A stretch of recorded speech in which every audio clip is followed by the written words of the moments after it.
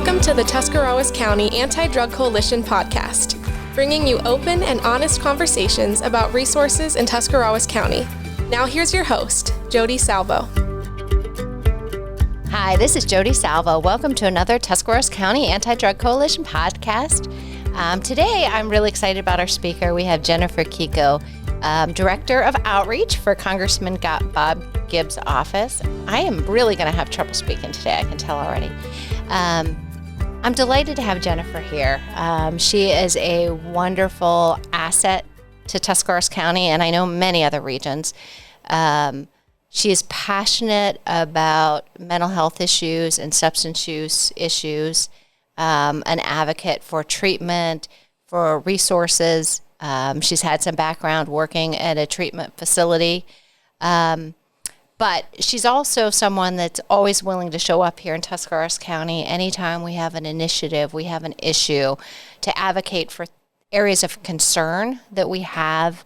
And I can just think of, when we really saw the transition from opioid abuse to methamphetamines here in the community, and funding was coming down at a federal level, and we were saying, Jen, listen, we have all these dollars for opioids, but that's not our problem right now. It's methamphetamines, and we can't use these dollars to treat this issue.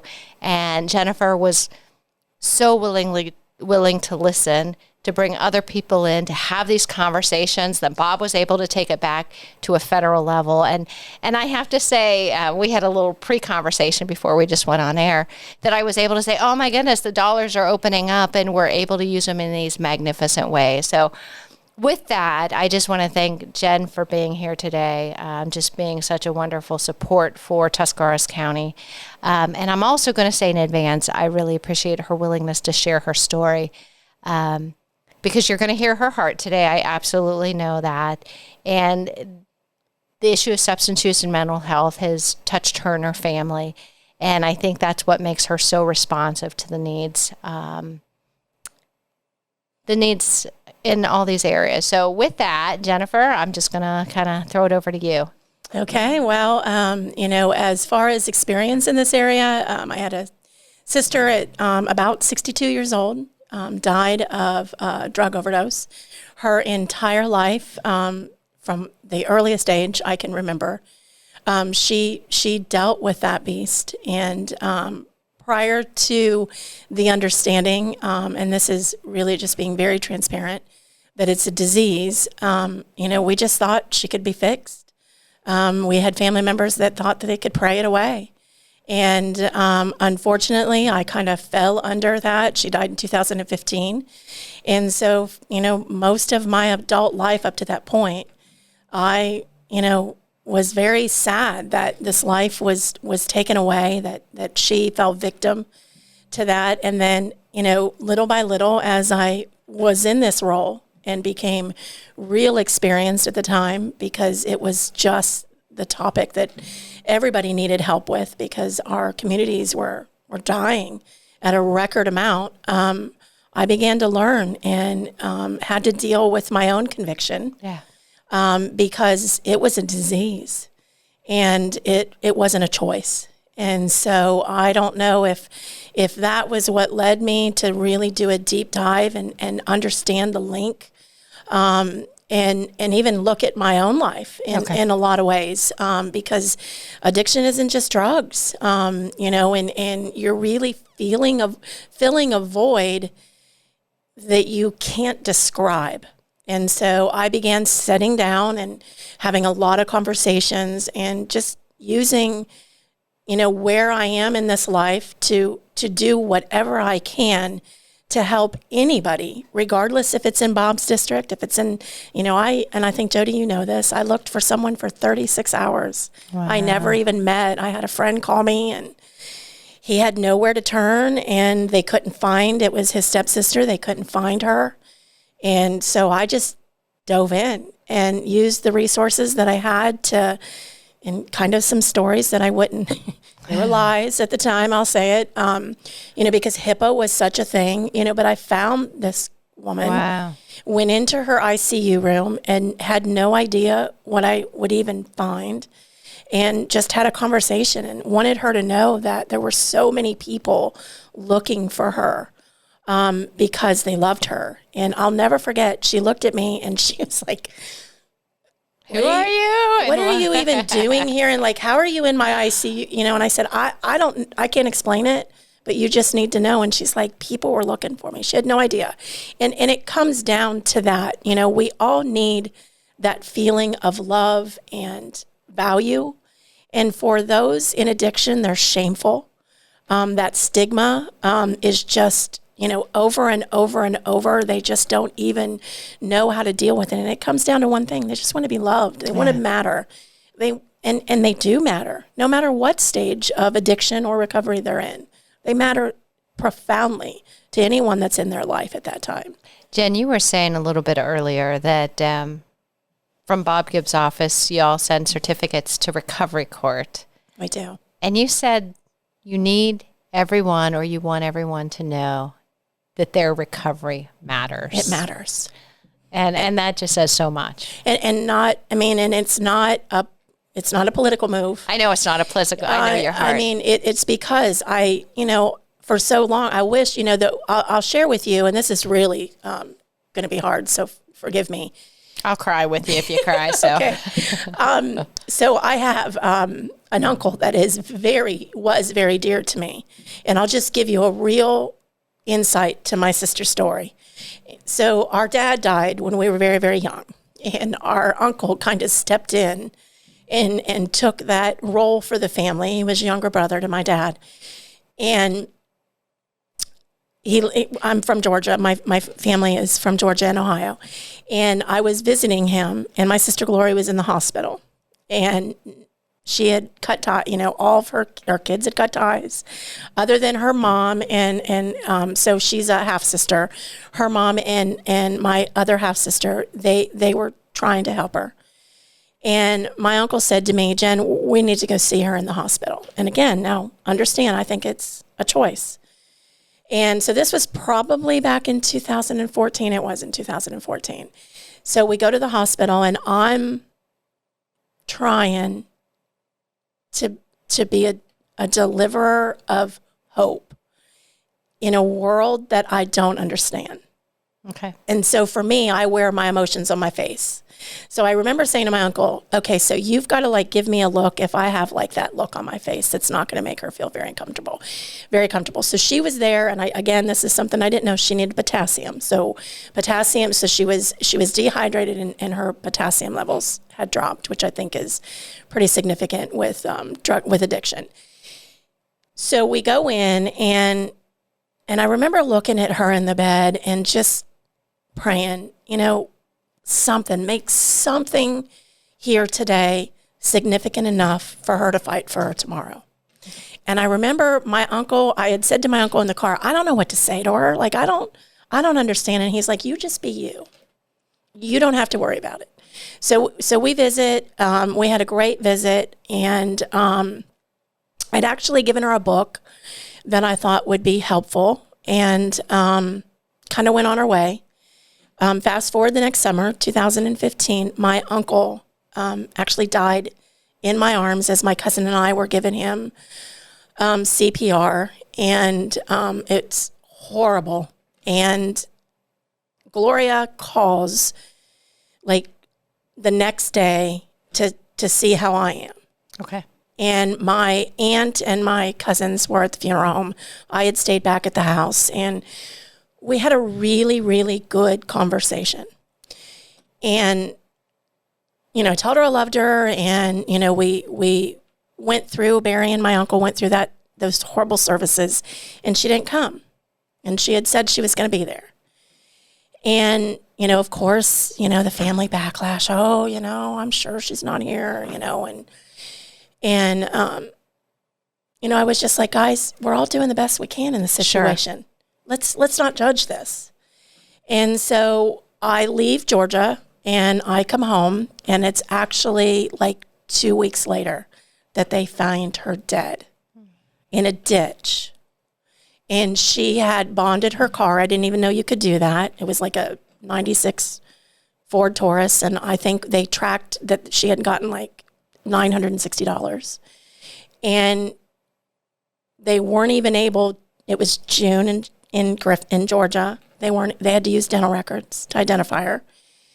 And it was later that it all hit me that more than likely my uncle's death was her trigger. And it was just, he was the piece of hope that she had. And so it was from that point on, I was like, okay, whatever I need to do, because I can't have anybody feel that there's no hope. Right. That my fight isn't worth it. So I think that subconsciously that's just where it connected.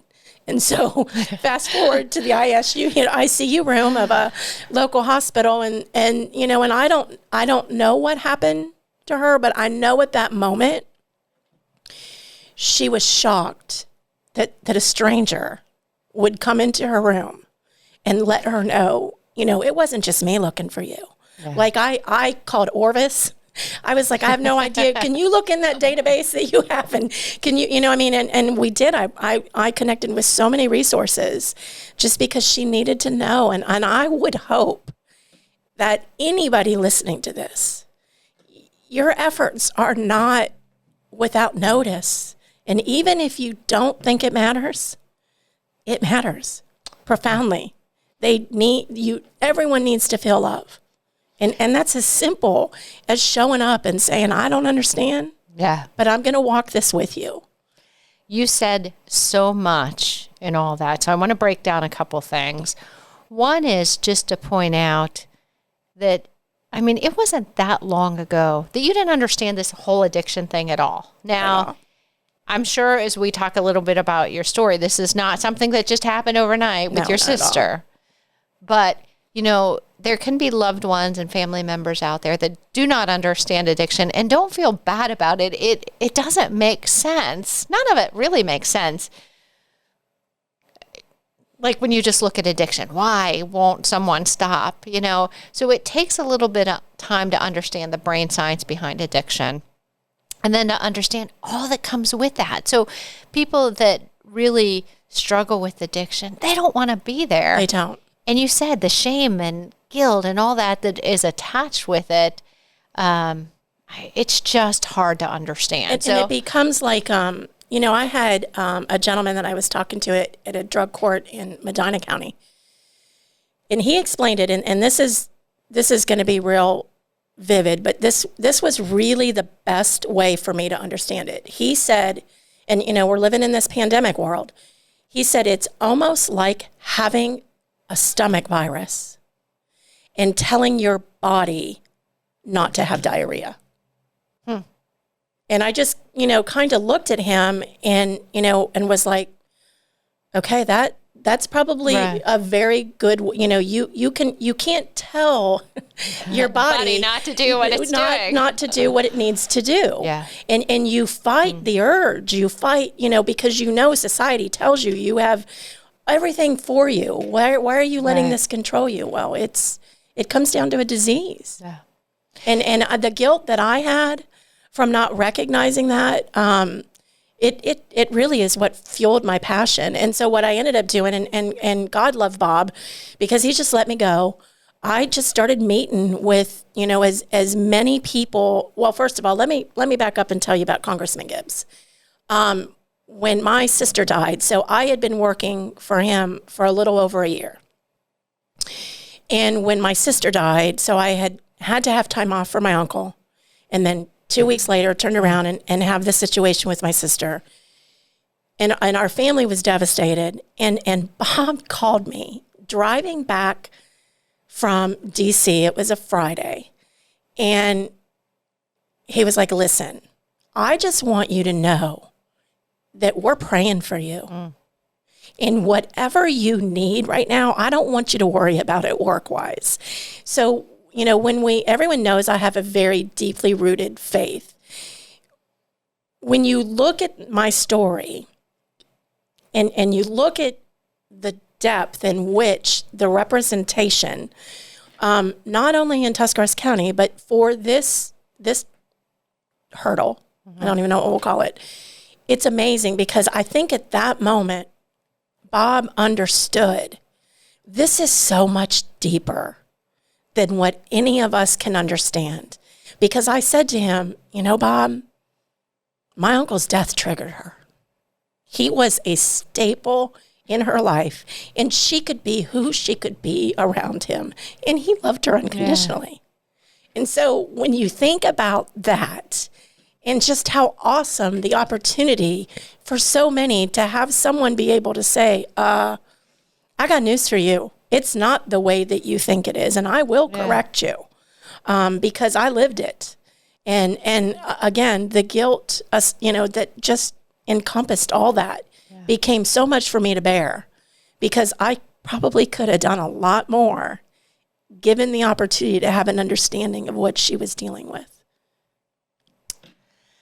I hear the struggles you have internally, but I also know you're a woman of faith, and I know all this is preparing you for the work that you do right now. Absolutely. So when Jodi calls me and says, okay, this is what we're seeing, I already know we need to have this conversation because I know that you are committed and I am too. And so it's awesome to see it come together. And, possibly, not possibly, I know this to be true.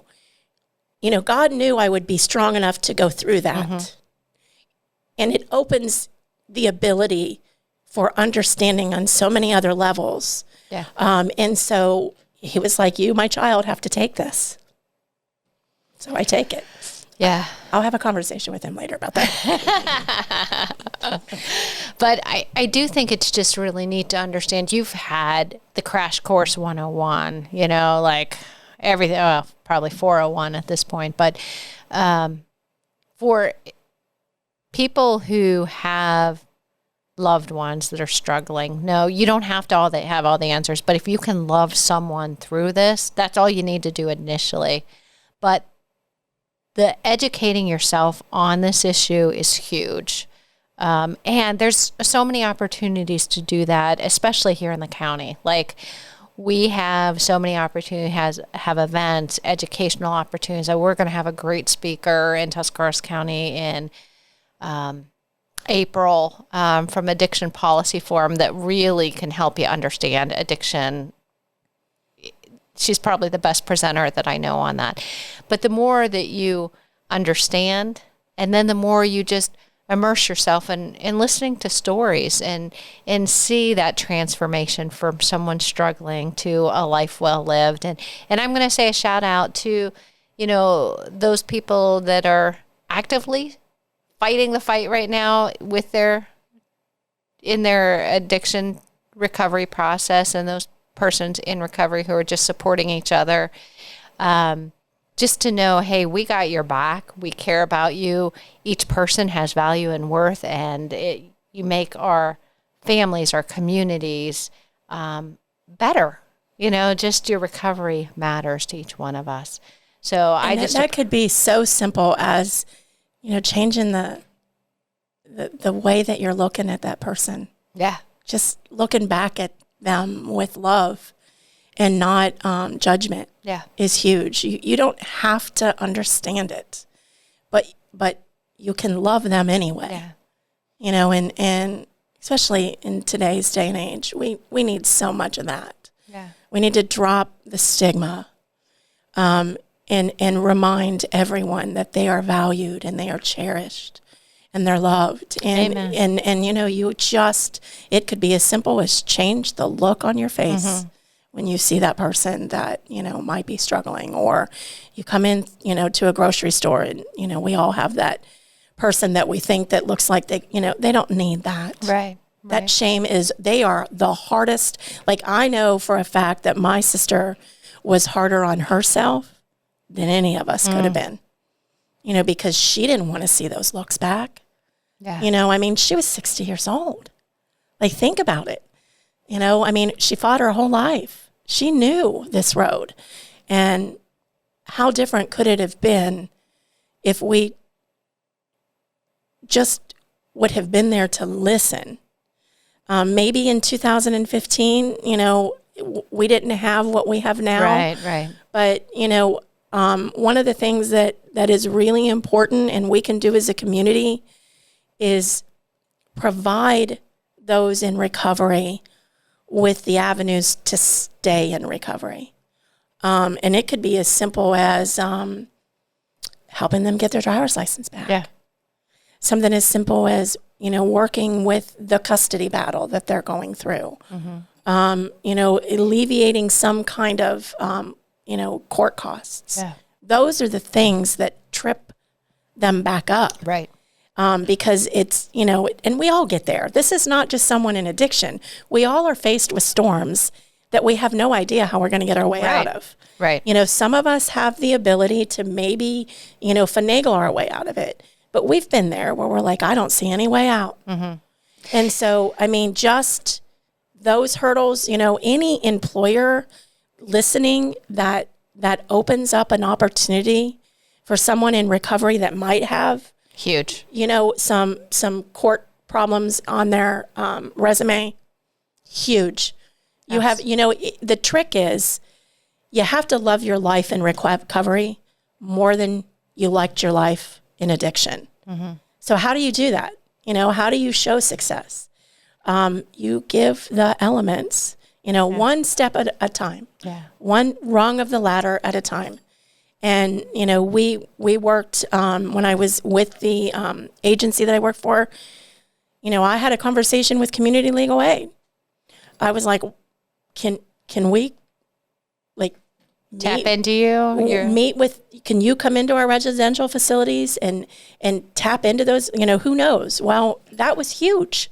One of the things we did, which is one of my highlights of the entire time I was there, is we had residential male residents, and it ended up going into female. They delivered Meals on Wheels every week. And I rode along with them. And I have a story with that that really hit me hard. Again, God puts us where we're supposed to be when he needs us. We're delivering to this house, and the route was like in very rural area. Okay. And we actually touched Tuscarawas County.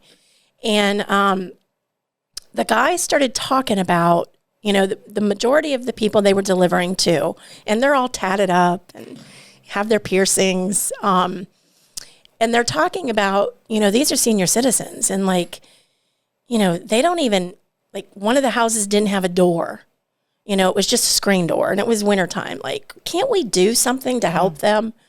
And I was like, absolutely. What would that look like? But we deliver to this house, and the guys get out, and they know the names of the dogs, and we even had one recipient was sitting in the end of their driveway waiting for him because it was the highlight of his day.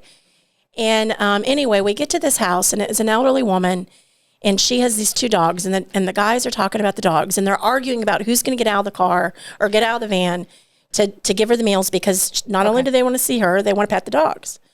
And one of the guys gets out of the van, and he's walking up to the house, and she has these yard ornaments, that we all have, the grandmothers that have them, like this little raccoon, this bunny, this squirrel. And one of them has toppled over. And he was the one most vocal about getting to the door first because he wanted to see her and see the dog. He stopped and picked up the squirrel and put it back upright, and then kind of looked and ended up pulling a weed or whatever, and then walked to the door. And I just sat in that van and I thought about, we're not delivering meals. We're given a purpose. Yeah. For him in that moment, his recovery looked like help to someone else. He's still successful today. That's so awesome. And so just, as communities, you think about that. We all can help. I was taking a class seminar last week, and it really challenged me to think about the partnership of recovery and prevention. Because at the end of the day, the more we serve, the more we give, the more we get our focus off of ourselves. And I think when we focus with ourselves, and I mean anybody, and I'm talking for myself as well, when I get all inward, I'm not living life well. I'm not loving on people. I'm not serving. But when you serve, it really does take the focus off of what could be your little problems or things you fixate on. And not only does it bring joy to other people, I think it brings more joy to yourself, you know. And I've been volunteering over at the food bank, and I know that's probably one of my favorite times of the week. I'm not doing anything. I'm taking a little grocery shop, a little cart around, but I'm not sitting at home. I'm not watching my TV at COVID, and I feel like I'm giving back, and you just feel better.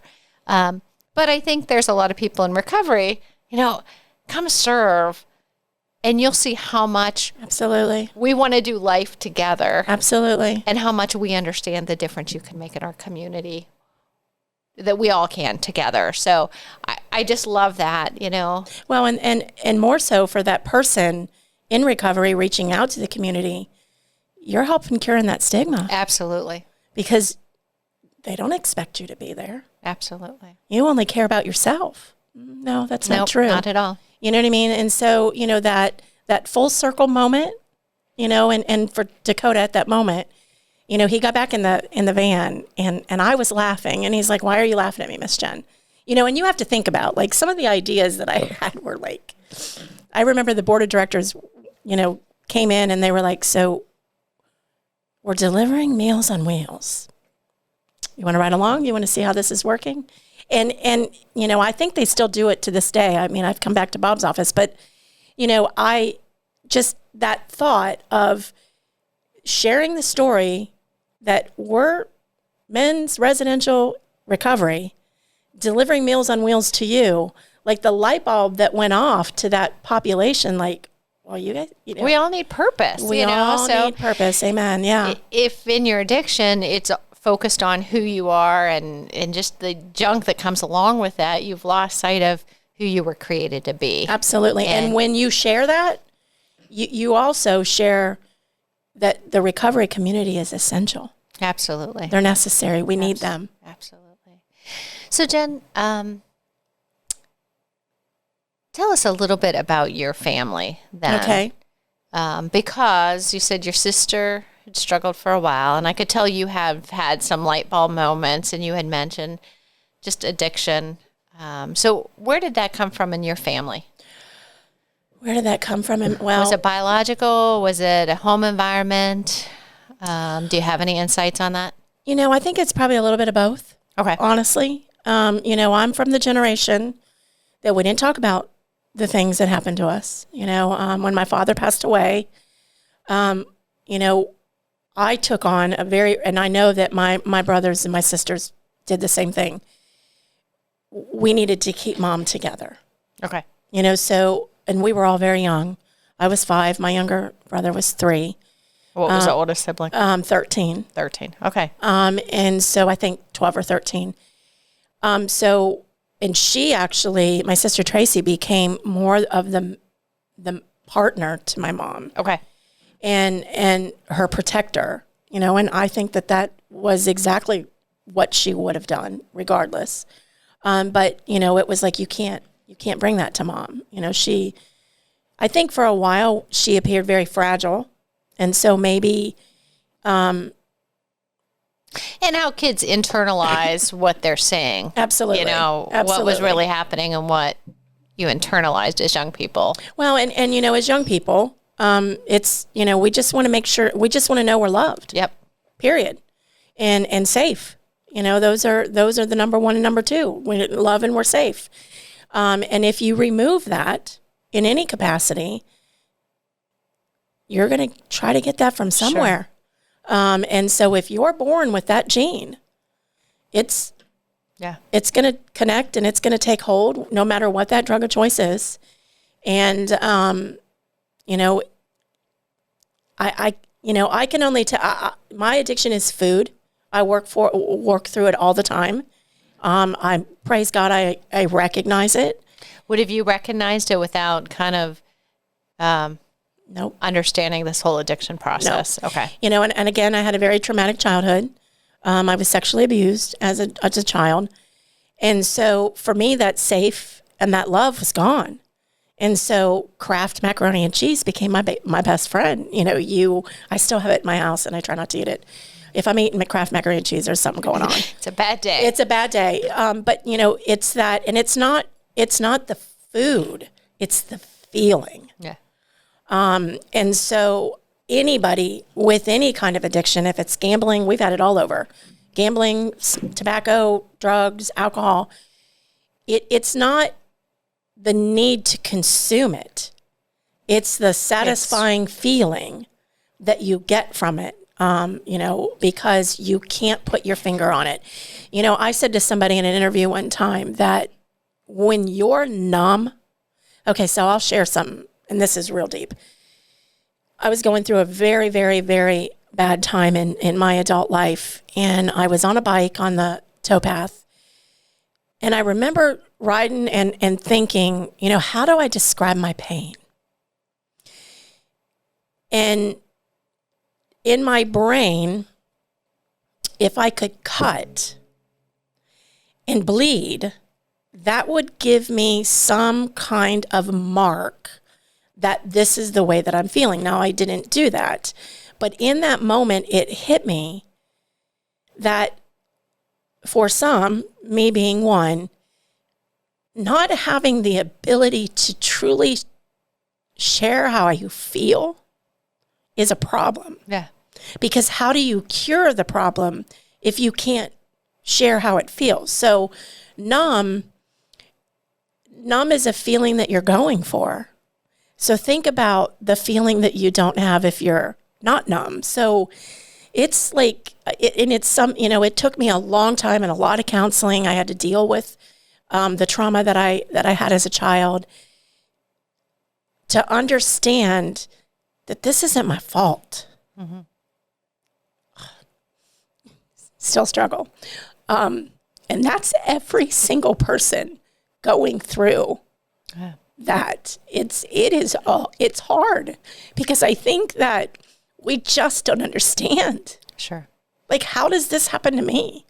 You know, and I looped it back, you know, to what I shared with you and Josh. You know, the day that my father died, we were in Fort Knox. He was a sergeant in the Army. He's been there 21 years. He was doing a midnight shift, and my brother irritated me. And I got into a screaming fight with him, kicked him, I think, on the couch. He's such a baby. And woke my father up, and he spanked me for the first time in my life. Fast forward 6 hours later, and they're carrying him away, you know, gone on an ambulance. So in a 5-year-old brain. It was my fault.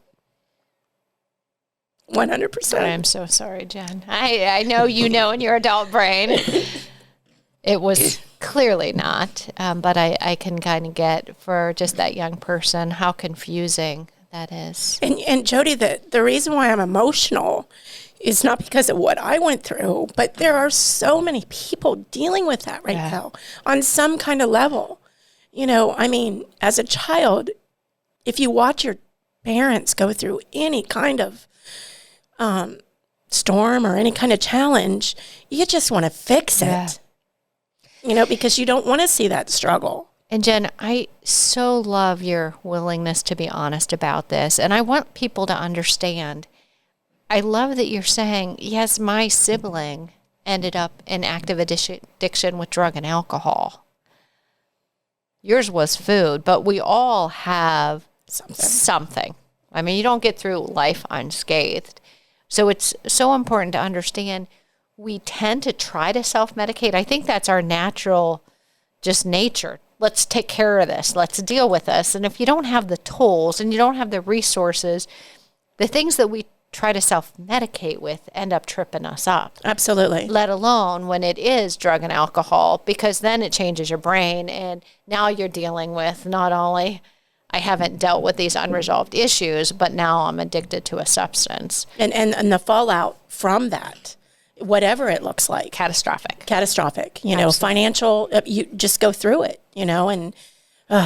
So I'm going to just kind of throw something out there. Anti-Drug Coalition prevention, substance use prevention is kind of where we really stay focused. I want adults to know it is so important to help your young people learn how to talk about life experiences. So if you go to a school here in Tuscarawas County, your children are probably going through taking to the schools program that's an evidence-based prevention education program. And it's not really as much talking about substances of how do we communicate, who are our safe people, how do we make good decisions, issues about self-esteem. All those things really need to be taught at a young age because it's much harder to go back at an older age and not have these tools in your toolbox. Right. But when we start with those at a very young age, how are you feeling, and really as an adult listening to that child and helping them develop the skills they need. Or if you identify, hey, I think my child is stuck, they're not able to communicate these things, that things seem a little bit off, that you want to go get that assessment with a counselor and just kind of say, hey, am I missing anything here? Is there anything that we can do to give my child the tools and the resources so they can start moving forward in life? Because again, you can be the best parent in the world.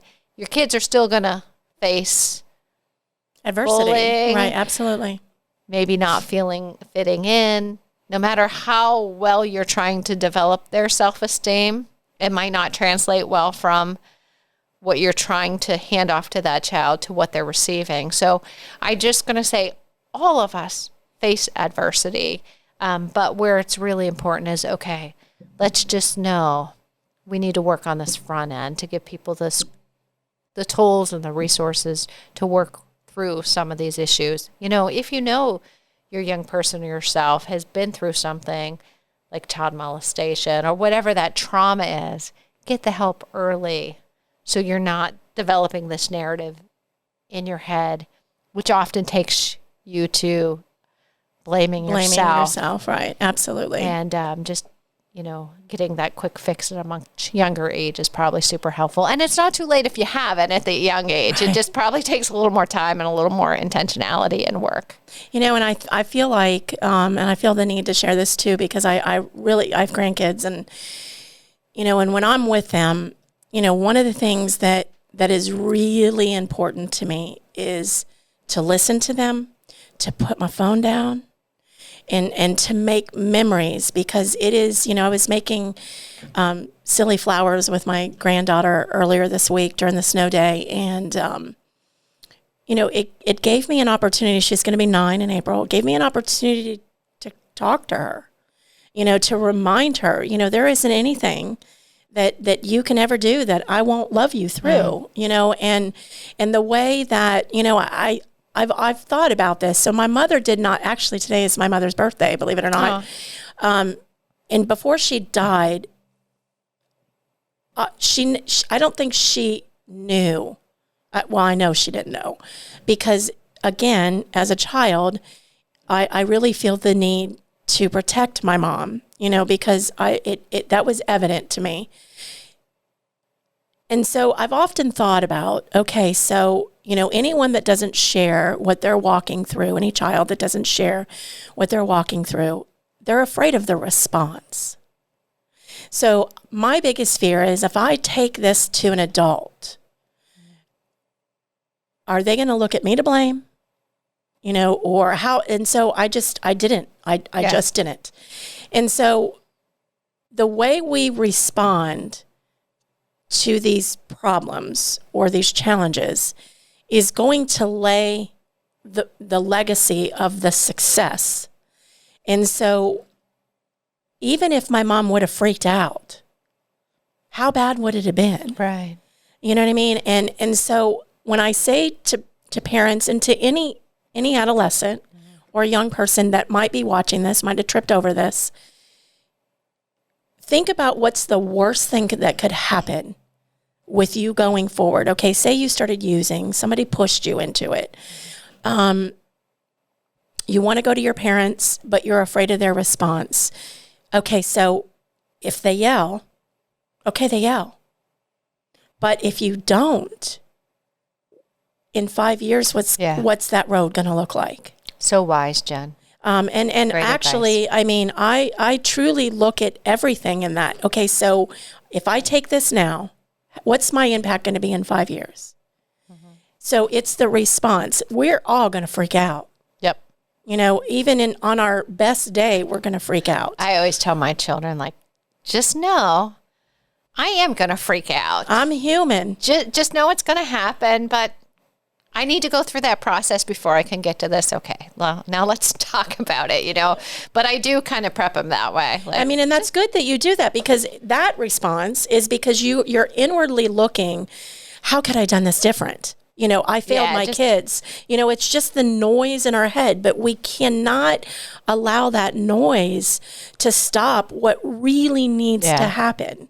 And in that moment, you know, and I laugh because I was a very young mother. These are, if I could talk to my younger self, this is what I would have said.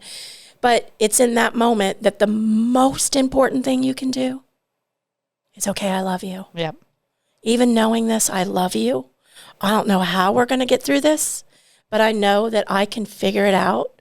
And because of your courage in telling me, we're going to learn together. And Jen, I'm going to just say this because we're not our 20-something-year-old moms right now. We're not. I really want to breathe into grandparents.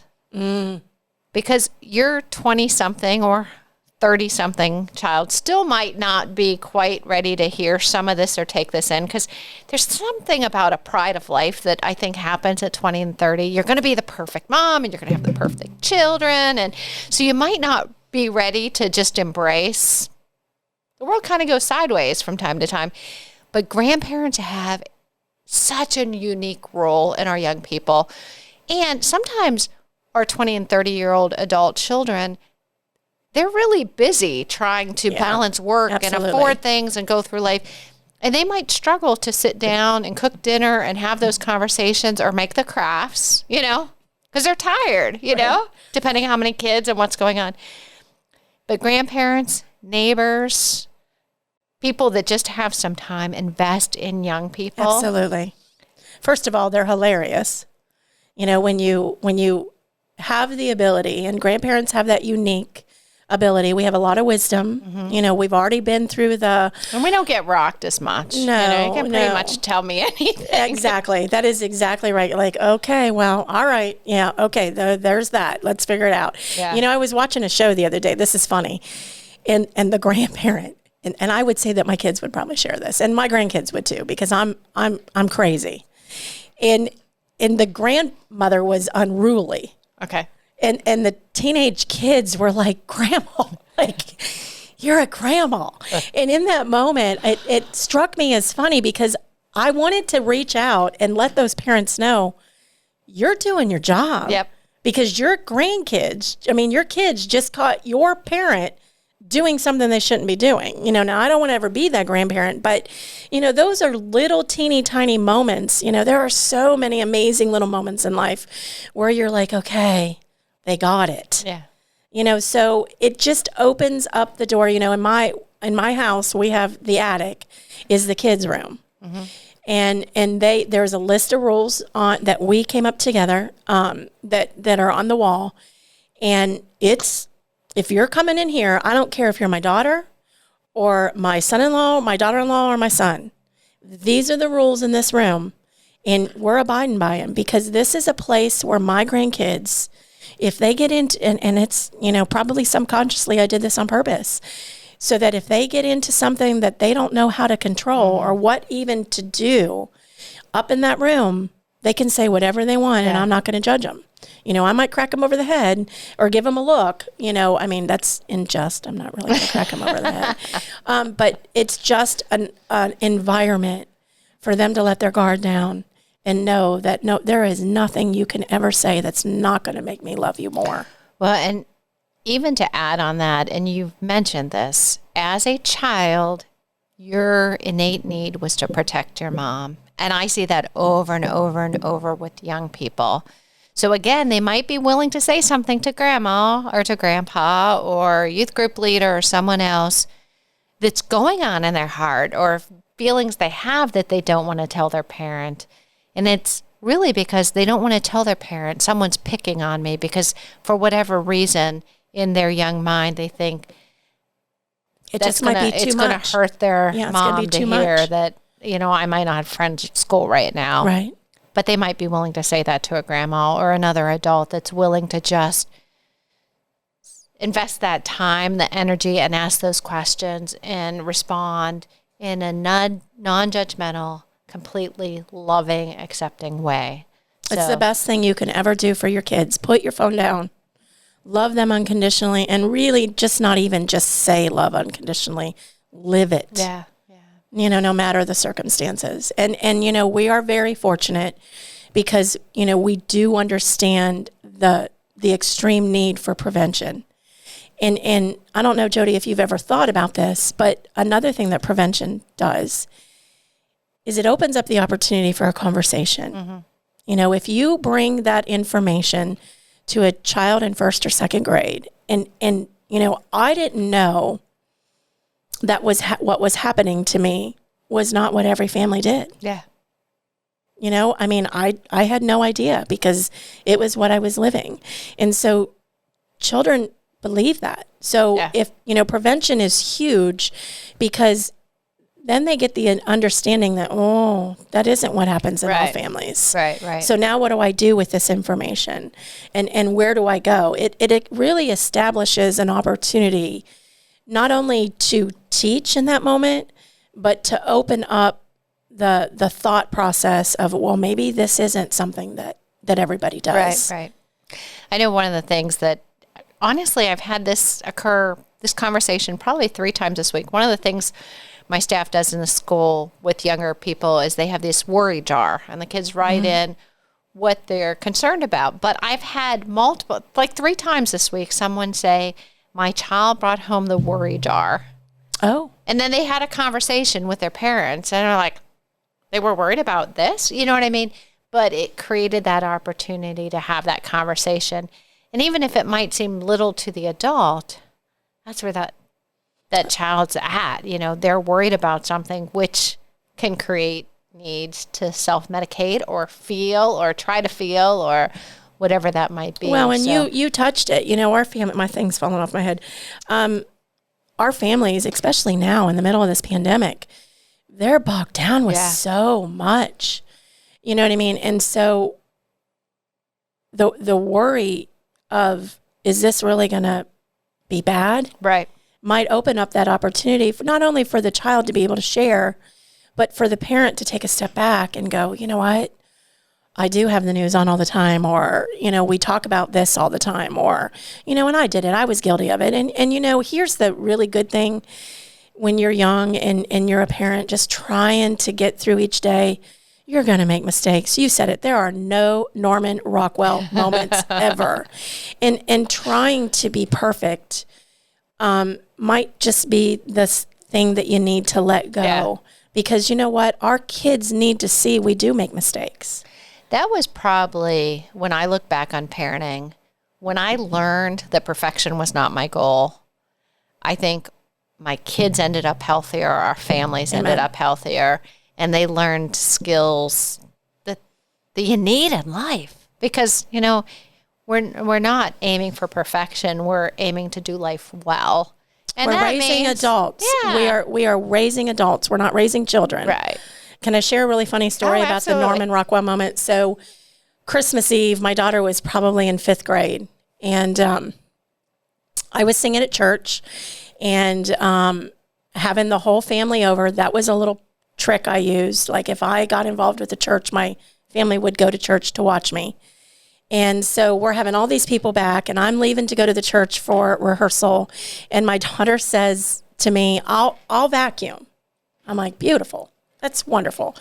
I come back and, the living room tree, we all have a living room tree, which is where the table was set. Like that was going to be the atmosphere.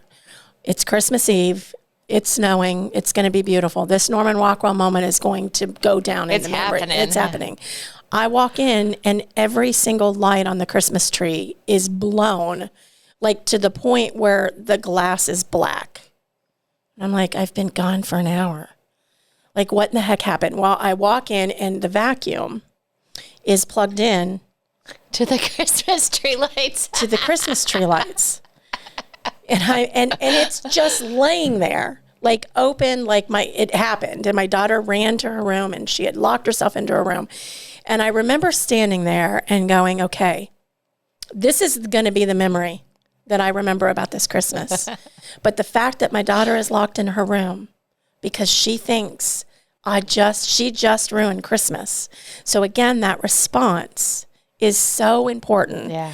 And I'd like to say that I walked up and hugged her and said, it's okay. I'm sure I know that was the end of what I did, but it probably took me a little while because, we can't put candles in trees.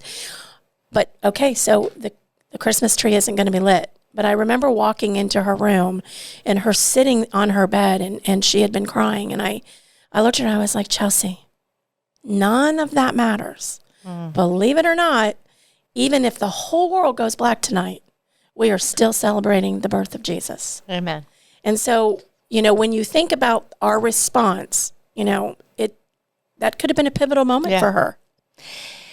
I've heard you talk about mental health in the past as well. Trauma is so important to understand. But I think what's important about trauma is everybody's trauma is different. Like there's no way to measure it. You and I could walk through the same life experience. Could be traumatic to me and not to you, or vice versa. So we don't even understand what's playing out in our young person's head as they're going through situations as well. So, that's where those conversations frequent, often, about everything. And again, super helpful. That no judgment. Yep. No judgment. I remember kids in school telling me how terrible their life was, because their father worked late and their mom had to keep dinner warm. And I'm just sitting there thinking, okay. But at the time, that is traumatic. And I don't think we knew that then. Yeah. Again, that comes right back to, we just need to remove the judgment. Yep. We need to love, period. It's not rocket science. Yep. And imagine how good that makes everybody feel when they know that no matter what I'm going through, the truth is, this too shall pass. You want to know how many times that's in the Bible? Look it up. It's amazing because it's going to pass. But our response to it is this going to be a traumatic experience, or is this just going to be something we walk through? Well, Jen, I know we're probably out of time. I don't even know how much. I don't know. We tend to. I knew you and I would talk quite a bit today. Jodi's like, Jen, you've got 5 minutes. I just think there was so much that you said today. First of all, thank you for your service with Congressman Gibbs' office. Thank you. It's an honor and a pleasure. And thank him for us just making time. I know we met with him as a coalition. There were quite a few of them last week. And I know our voices are heard. And I just underscore that with residents of Tuscarawas County. When we have concerns and when we have issues, we have senators, we have congressmen, we have state representatives, and they need to hear our voice. Absolutely. The only way things are going to get done is if they know what the needs of our community are. And you guys are blessed. You are incredibly blessed. Congressman Johnson and Congressman Gibbs, I mean, they really, really, really are approachable. With everything that we hear in the news today, I'm here to tell you, you are represented well. Yeah. And I know on the substance use issue, because both of those we talk to throughout the year, both of them get it. They understand it. So, and he has you as his outreach. What are you, director of outreach? I know. Not a better voice for anyone to be able to have the congressman's ear and say, this is what's going on. This is the heart of the people. This is this issue. And I know you advocate for that very well. So and, and I just want to open up to, like, if you're listening to this and you just need to know that you matter and that you're cared for, I love you no matter what you're going through. And if you need someone to talk to, touch base with someone that makes you feel that way. At the end of the day, we are the fruit that we bear. And no one goes without trouble, without challenges. And anyone that makes you think that they do, you need to move on and get some different fruit. feel free to reach out. And she means that. Because if I can do anything, I will at least try. I might not have the answers, but at least I will figure it out. Wonderful. Thank you. Thanks for joining us today, and everyone out there. Your recovery matters. You matter. The situations you're walking through, just know that you live in a community that truly does care. Jen, thank you so much. Thank you for having me. For sharing your story and your insights, and pretty amazing. Thank you. I just hope one person. That's all it needs. Sounds great. All right. Thank you for being again, a blessing, Jen. Jodi, to this community. Thank you. And we'll catch you next week.